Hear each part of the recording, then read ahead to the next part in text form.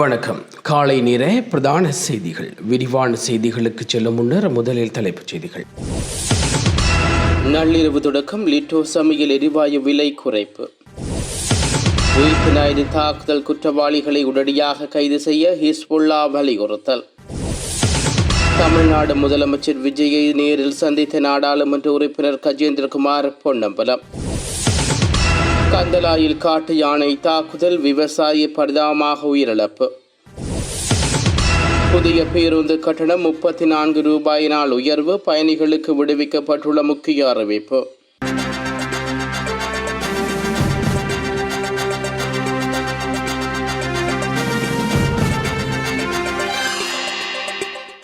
இணையவழியூடாக பணம் சம்பாதிக்க முடியும் என கூறி 43,86,000 ரூபாயை மோசடி செய்த குற்றச்சாட்டில் பேருவளையைச் சேர்ந்த 23 வயது இளைஞர் ஒருவர் கைது செய்யப்பட்டுள்ளார். கிடைக்கப்பட்ட தகவலுக்கமைய வடமேற்கு மாகாண கணனி குற்றப்புலனாய்வு பிரிவினர் குறித்த இளைஞரை கைது செய்துள்ளார்கள். சந்தேக நபர் பேஸ்புக் மற்றும் டெலிகிராம் மூலம் பாதிக்கப்பட்டவர்களுடன் தொடர்புகளை ஏற்படுத்தி இந்த மோசடியை செய்துள்ளார் என்ற காவல்துறை தெரிவித்துள்ளது. வடமேற்கு மாகாண கணனி குற்றப்புலனாய்வு பிரிவு சம்பவம் தொடர்பாக மேலதிக விசாரணைகளை ஆரம்பித்துள்ளமை குறிப்பிடத்தக்கது. இன்று நள்ளிரவு தொடக்கம் லிட்டோ எரிவாயு விலை குறைப்பதாக லிட்டோ நிறுவனம் அறிவித்துள்ளது. அதன்படி 12.5 கிலோகிராம் வீட்டு உபயோக எரிவாயு சிலிண்டரின் விலை 300 ரூபாயினால் குறைக்கப்பட்டு அதன் புதிய விலை 4,465 ரூபாய் என்று தெரிவிக்கப்படுகிறது. மேலும் 5 கிலோகிராம் எரிவாயு சிலிண்டரின் புதிய விலை 118 ரூபாய் குறைக்கப்பட்டு 1,792 விற்பனையாகிறது. இந்நிலையில் 2.3 கிலோகிராம் நிறையுடைய சிலிண்டரின் விலை 55 ரூபாய் குறைக்கப்பட்டு அதன் புதிய விலை 835 ரூபாயாக விற்பனை செய்யப்பட உள்ளது. அதன்படி 12.5 கிலோகிராம் கொள்கலனின் விலை 1,280 குறைக்கப்பட்டு அதன் புதிய விலை ரூபாய் 4,965 விற்பனை செய்யப்பட உள்ளது. 5 கிலோ கொள்கலனின் விலை 512 குறைக்கப்பட்டு அதன் புதிய விலை 1,988 விற்பனை செய்யப்பட உள்ளமை குறிப்பிடத்தக்கது. முல்லைத்தீவு கரைத்துறை பற்றி கொக்கு தொடுவாய் பகுதியில் அத்துமீறிய முறையில் அமைக்கப்பட்டு வரும் உப்பளத்தை தடுத்து நிறுத்துவது தொடர்பில் மாவட்ட அரசாங்க அதிபரால் எடுக்கப்பட்ட நடவடிக்கைகள் தொடர்பில் நாடாளுமன்ற உறுப்பினர் துரைராஜா ரவிகரன் விளக்கம் ஒன்றை கோரியுள்ளார். அத்துடன் குறித்த பகுதியில் உள்ள மக்களுக்கு சொந்தமான காணிகளை எல்லைப்படுத்துவது தொடர்பாக தற்போதைய நிலை குறித்தும் முல்லைத்தீவு மாவட்ட அரசாங்க அதிபருடன் நாடாளுமன்ற உறுப்பினர் விளக்கம் கோரியுள்ளார். இந்த விடயம் தொடர்பில் நாடாளுமன்ற உறுப்பினர்களால் உத்தியோகபூர்வ கடிதம் ஒன்று மாவட்ட அரசாங்க அதிபருக்கு அனுப்பி வைக்கப்பட்டுள்ளது. கடந்த மார்ச் மாதம் 12 வவுனியா மாவட்ட செயலகத்தில் விவசாய மற்றும் காணி அமைச்சரின் தலைமையில் விசேட ஒருங்கிணைப்பு குழு கூட்டம் ஒன்று நடைபெற்றது. இதன்போது கொக்கு தொடுவாய் பகுதியில் இடம்பெறும் சட்டவிரோத உப்பள நிர்மாணம் குறித்து விரிவாக ஆராயப்பட்டதுடன் இந்த பிரச்சினைக்குரிய தீர்வை காணும் பொறுப்பு முல்லைத்தீவு மாவட்ட நிர்வாகத்திடம் ஒப்படைக்கப்பட்டதாகவும் நாடாளுமன்ற உறுப்பினர் கடிதத்தில் நினைவுபடுத்தப்பட்டுள்ளது. இந்த விடயம் ஏப்ரல் மாதம் 8 மேலதிக நடவடிக்கைக்காக கரைத்துறை பற்ற பிரதேச செயலருக்கு பாரப்படுத்தப்பட்ட போதிலும் இதுவரை இது குறித்து எவ்வித அடுத்த கட்ட நிர்வாக நடவடிக்கைகளோ அல்லது முன்னேற்ற அறிக்கைகளோ சமர்ப்பிக்கப்படவில்லை என நாடாளுமன்ற உறுப்பினர் குற்றம் சுமத்தியுள்ளார். எனவே பொதுமக்களின் வாழ்வாதாரத்தையும் நில உரிமைகளையும் பாதுகாப்பதற்கு மாவட்ட நிர்வாகத்தின் நேரடி தலையீடு இன்றி அமையாது என்பதால் குறித்த விடயம் தொடர்பில் இதுவரை மேற்கொள்ளப்பட்ட செயற்பாடுகள் குறித்து விரிவான விளக்க அறிக்கை ஒன்றை விரைவாக வழங்குமாறு மாவட்ட அரசாங்க அதிபரிடம் நாடாளுமன்ற உறுப்பினர் துரைராஜா ரவிகரன் கோரிக்கை விடுவித்துள்ளமை குறிப்பிடத்தக்கது. உயிர்த்த தாக்குதல்களின் பின்னணியில் உள்ள குற்றவாளிகள் இத்தகைய உயரிய அந்தஸ்து, பதவி அல்லது பொருளாதார பலத்தை கொண்டிருந்தாலும் அவர்கள் உடனடியாக கைது செய்யப்பட்டு சட்டத்தின் முன் நிறுத்தப்பட வேண்டும் என ஸ்ரீலங்கா முஸ்லிம் காங்கிரசின் பிரதி தலைவர் நாடாளுமன்ற உறுப்பினருமான ஹிஸ்புல்லா வலியுறுத்தியுள்ளார். உயிர்த்த குண்டு தாக்குதல் காரணமாக நாடு முழுவதும் பேரழிவை சந்தித்தது. குறிப்பாக கிறிஸ்தவ மக்கள் மிக மோசமாக பாதிக்கப்பட்டு உயிர்களையும் உடைமைகளையும் இழந்து இன்னும் ஆறாத வடுக்களோடு வாழ்ந்து கொண்டிருக்கிறார்கள்.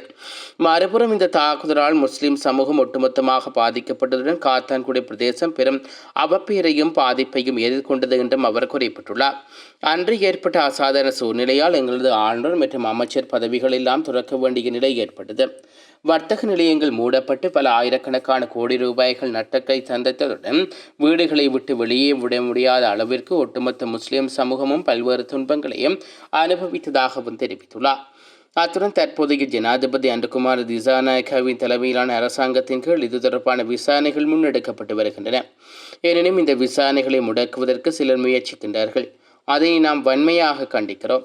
இந்த கொடூர தாக்குதல்களுக்கு முஸ்லிம் சமூகத்துக்கும் எவ்வித சம்பந்தமும் இல்லை என்று நற்சான்றிதழை இந்த சமுதாயம் பெற வேண்டிய தேவையுள்ளது. எங்கள் மீது சுமத்தப்பட்டுள்ள அந்த பாரிய அழிவிலிருந்து முஸ்லிம் சமூகம் விடப்பட வேண்டும் எனவும் அவர் இதன்போது சுட்டிக்காட்டியுள்ளார். எனவே அரசாங்கம் முன்னெடுக்கும் இந்த நேர்மையான விசாரணைகளுக்கு முஸ்லிம் சமூகம் தனது பூரண ஒத்துழைப்பை வழங்க தயாராக உள்ளது. குற்றவாளிகளின் பதவி, பட்டம் அல்லது அந்தஸ்தை பார்க்காமல் அவர்கள் யாராக இருந்தாலும் உடனடியாக கைது செய்யப்பட்டு பாதிக்கப்பட்ட மக்களுக்கு நீதியும் முஸ்லிம் சமூகத்துக்கு விடிவும் கிடைக்க அரசாங்க நடவடிக்கை எடுக்க வேண்டும் என நாடாளுமன்ற உறுப்பினர் ஹிஸ்புல்லா மேலும் தெரிவித்துள்ளார். பந்தலாய் சூரியபுர போலீஸ் பிரிவுக்குட்பட்ட ஜெயந்திபுர பகுதியில் காட்டு யானைகளின் தாக்குதலுக்கு இலக்கான விவசாயி ஒருவர் இன்று அதிகாலை பரிதாபமாக உயிரிழந்துள்ளார். உயிரிழந்தவர் ஜெயந்திபுர பகுதியைச் சேர்ந்து 43 வயதுடையோர் ஆவார். இன்று அதிகாலை சுமார் 4:30 மணியளவில் ஜெயந்திபுர பகுதியில் அமைந்துள்ள ஜனசவிக்குளம் அருகே இச்சம்பவம் இடம்பெற்றுள்ளது.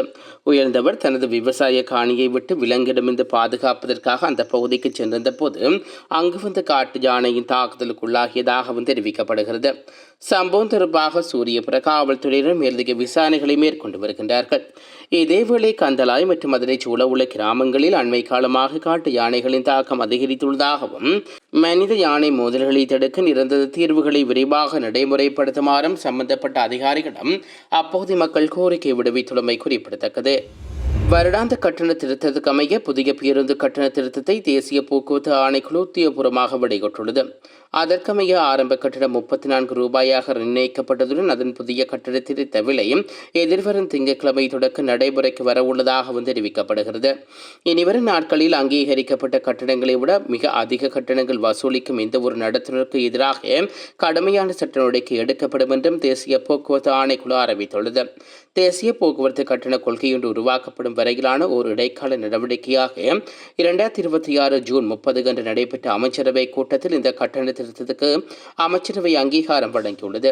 இதனைத் தொடர்ந்து 12 முஸ்லிம் செலவு காரணிகளால் ஏற்படும் மாற்றங்களை கருத்தில் கொள்ளும் செலவு சுட்டன்களின் அடிப்படையில் வருடாந்த பேருந்து கட்டண திருத்தம் ஒவ்வொரு ஆண்டும் ஜூலை மாதம் 1ஆம் தேதி நடைமுறைப்படுத்தப்படும். திருத்தி அமைக்கப்பட்ட புதிய கட்டண திருத்தத்துக்கு அமைய 100 கிலோமீட்டருக்கு குறைவாக தூர பயணங்களில் இயக்கப்படும் சாதாரண பேருந்து சேவைகளுக்கான கட்டணம் 12% அதிகரிக்கப்படும். இதேவேளை 100 கிலோமீட்டர் மற்றும் அதற்கு மேற்பட்ட தூர பயணங்களில் இயக்கம் சாதாரண பேருந்து சேவை கட்டணங்களுக்காக கட்டண அமைப்பில் மாற்றங்கள் செய்யப்பட்டு 20% கட்டண அதிகரிப்பு உள்ளாக்கப்பட்டுள்ளது. 100 கிலோமீட்டருக்கும் குறைவான தூர பாதைகளில் இயக்கப்படும் சொகுசு பேருந்து சேவைகளுக்கான கட்டணமும் 12% அதிகரிக்கப்பட்டுள்ளது. 100 கிலோமீட்டர் மற்றும் அதற்கு மேற்பட்ட தூர பயணங்களில் இயக்கப்படும் சொகுசு பேருந்து சேவைகளுக்கான கட்டண அமைப்பில் திருத்தங்கள் செய்யப்பட்டு 15% கட்டண அதிகரிப்பு உள்ளாக்கப்பட்டுள்ளது. அரை சொகுசு பேருந்து கட்டணங்கள் தொடர்பான வழக்கு தற்போது மேன்முறையீட்டு நீதிமன்றத்தில் நிலுவையில் உள்ளதால் அரை சொகுசு தேவைகளுக்கான கட்டணங்கள் திருத்தப்பட்டு சாதாரண பேருந்து கட்டணத்தை போல் 1.5 மடங்கு என்ற அடிப்படையில் தொடர்ந்தும் கணக்கிடப்பட்டு வரும். அதிவேக நெடுஞ்சாலையில் இயக்கப்படும் அதிசொகுசு பேருந்து சேவைகள் மற்றும் சாதாரண நெடுஞ்சாலைகள் பேருந்து சேவைகள் ஆகியன திருத்தப்பட்ட சொகுசு பேருந்து கட்டண அமைப்புக்கு இணங்க கட்டணங்கள் அறவிட முடியும் என்றும் ஆணைக்குழு மேலும் அறிவித்துள்ளது.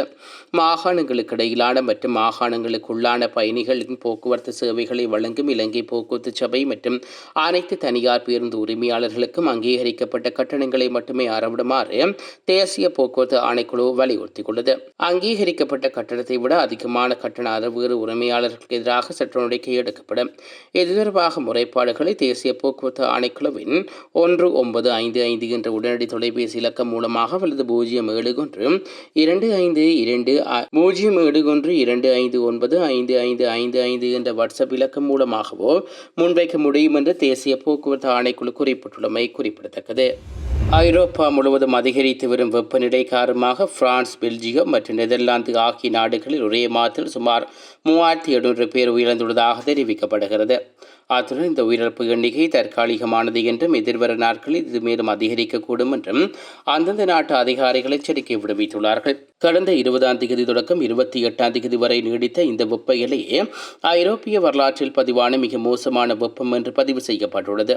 இதன் காரணமாக மின் உற்பத்தி, நாட்டின் முக்கிய உட்கட்டமைப்புகள், வைத்தியசாலை மற்றும் சுகாதார அமைப்புகளுக்கு கடும் நெருக்கடி ஏற்பட்டுள்ளது. இந்த கொடூரமான சூழ்நிலைக்கு உலகளாவிய காலநிலை மாற்றமே முக்கிய காரணம் என்று விஞ்ஞானிகள் கவலை தெரிவித்துள்ளார்கள். இந்நிலையில் தற்போது வெளியாகியுள்ள புள்ளி விவரங்கள் ஆரம்பகட்ட தரவுகள் மட்டுமே என்பதனால் உண்மையான பாதிப்பு மற்றும் உயிரிழப்புகளின் எண்ணிக்கை இதைவிட மோசமாக அதிகரிக்கக்கூடும் என்று அச்சம் வெளியிடப்பட்டுள்ளது. கைது செய்யப்பட்ட முன்னாள் கடற்படை தளபதி வசந்த கரண்டகொடாவுக்கு பிணை வழங்கி உத்தரவு பிறப்பிக்கப்பட்டுள்ளது. ஊழல் குற்றச்சாட்டுகளின் கீழ் கைது செய்யப்பட்ட வசந்த கரண்டகொடாவுக்கு கொழும்பு நீதிவான் நீதிமன்றம் இவ்வாறு பிணையில் செல்ல அனுமதித்து உத்தரவு பிறப்பிக்கப்பட்டுள்ளது. லஞ்சம் மற்றும் ஊழல் ஒழிப்பு ஆணைக்குழுவினால் இன்று காலை கைது செய்யப்பட்ட முன்னாள் கடற்படை தளபதி வசந்த கரணகொட சற்று முன்னர் கொழும்பு பிரதான நீதிவான் நீதிமன்றத்துக்கு அழைத்து வரப்பட்டுள்ளார். முன்னாள் கடற்படை தளபதி வசந்த கரணகொட சற்று முன்னர் கைது செய்யப்பட்டுள்ளார். லஞ்சம் மற்றும் ஊழல் ஒழிப்பு ஆணைக்குழுவால் அவர் கைது செய்யப்பட்டுள்ளார்.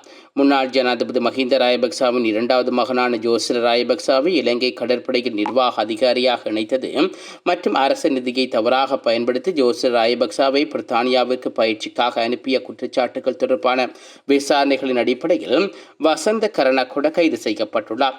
இந்த விடயம் தொடர்பில் ஜூன் மாதம் 16 மற்றும் 22 தேதிகளில் வசந்த கரணகொடவுக்கு லஞ்ச ஊழல் ஒழிப்பு ஆணைக்குழுவினால் அழைப்பாணை விடுவிக்கப்பட்டிருந்தமை குறிப்பிடத்தக்கது. எனினும் அவர் அந்த தேதிகளில் ஆணைக்குழுவில் முன்னிலையாகவில்லை. இந்நிலையில் இன்றைய தினம் அவர் கைது செய்யப்பட்டுள்ளமை குறிப்பிடத்தக்கது. தமிழ் தேசிய பேரவையின் தலைவரும் நாடாளுமன்ற உறுப்பினருமான கஜேந்திரகுமார் பொன்னம்பலம் தமிழ்நாடு முதலமைச்சர் விஜயை இன்று நேரில் சந்தித்துள்ளார். இந்த சந்திப்பின் போது எழுத்து மூலமான கோரிக்கை கடிதம் ஒன்றும் கையளிக்கப்பட்டதாக தெரிவிக்கப்படுகிறது. அதன்படி ஈழத்தமிழர் மக்கள் தற்போது எதிர்நோக்கும் அரசியல், மனித உரிமைகள் பிரச்சினைகள், ஒற்றையாட்சி அரசியலமைப்பு முறை ஒழிக்கப்பட்டு தமிழர் தேசத்தின் இறையாண்மை அங்கீகரிக்கும் சமர்ச்சி அடிப்படையிலான அரசியல் தீர்வின் அவசியம், ஈழத்தமிழர்கள் இனவழிப்புக்கு சர்வதேச சுயாதீனமான விசாரணை மேற்கொள்ளப்பட வேண்டியதன் அவசியம், இந்திய ஈழக்கட தொழிலாளர்களின் பிரச்சினைக்கு நிலையான தீர்வு காண நடவடிக்கைகள், இந்தியாவில் தங்கியுள்ள ஈழத்தமிழர்களின் அகதிகளின் நீண்டகால பிரச்சினைக்கு தீர்வு காணுதல் உட்பட முக்கிய விடயங்கள் தொடர்பாக கலந்துரையாடப்பட்டுள்ளது. மேலும் இந்த சந்திப்பின் போது தமிழ் தேசிய மக்கள் முன்னணியின் பொதுச் செயலாளர் செல்வராஜா கையேந்திரன், தமிழ் தேசிய பசுமை இயக்கத்தின் தலைவர் பொன்னுத்துரை ஐங்கரநேசன், ஜனாதிபதி சட்டத்திரணி KV தவராஜா, தமிழ் தேசிய மக்கள் முன்னணியின் தேசிய அமைப்பாளர் தர்மலிங்கம் சுரேஷ், சட்டத்திரணிகள் கனகரட்னம் சுகாஸ் மற்றும் நடராயர் காண்டிபன் ஆகியோரும் கலந்து கொண்டார்கள். அஸ்விஸ்ம நிலம்புரி திட்டத்தின் கீழ் 70 வயதுக்கு மேற்பட்ட முதியவர்களுக்கான ஜூன் மாத கொடுப்பனவு இன்று பயனாளர்களின் வங்கிக் கணக்குகளில் வைப்பு செய்யப்பட உள்ளதாக நிலம்புரி நன்மைகள் சபை அறிவித்துள்ளது. இத்திட்டத்தின் 1ஆம் மற்றும் 2ஆம் கட்டங்களின் கீழ் தொகுதி பெற்ற பயனாளர்களுக்கு இந்த கொடுப்பனவுகள் வழங்கப்பட உள்ளது. நிலம்புரி நன்மைகள் சபையின் உத்தியோகபூர்வ தரவுகளின்படி 1ஆம் கட்டத்தில் 6,21,761 முதியவர்களுக்காக சுமார் 3.5 பில்லியன் ரூபாய் வங்கிக் கணக்குகளில் வரவு வைக்கப்பட்டுள்ளது. 2ஆம் கட்டத்தில் 76,139 சிரேஷ்ட பிரஜைகளுக்காக சுமார் 380 மில்லியன் ரூபாய் கணக்குகளில் இடப்பட உள்ளது. இதற்கமைய தகுதியுடைய பயனாளர்கள் அனைவரும் தமக்குரிய கொடுப்பனவுகளை இன்றைய தினம் தொடக்கம் தங்களது வங்கிக் கணக்குகளிலிருந்து பெற்றுக்கொள்ள முடியும் எனவும் நலம்புரி நன்மைகள் சபை மேலும் குறிப்பிட்டுள்ளது. இத்துடன் இன்றைய பிரதான செய்திகள் நிறைவுக்கு வருகிறது. தொடர்ந்து நாளை காலை பிரதான செய்திகளோடு இணைந்து கொள்வோம். நன்றி. இதுபோன்ற செய்திகளை தெரிந்து கொள்ள யாழ் டிவி நியூஸ் சேனலை சப்ஸ்கிரைப் செய்து அருகே இருக்கிற பெல் பட்டனையும் கிளிக் செய்து கொள்ளுங்க.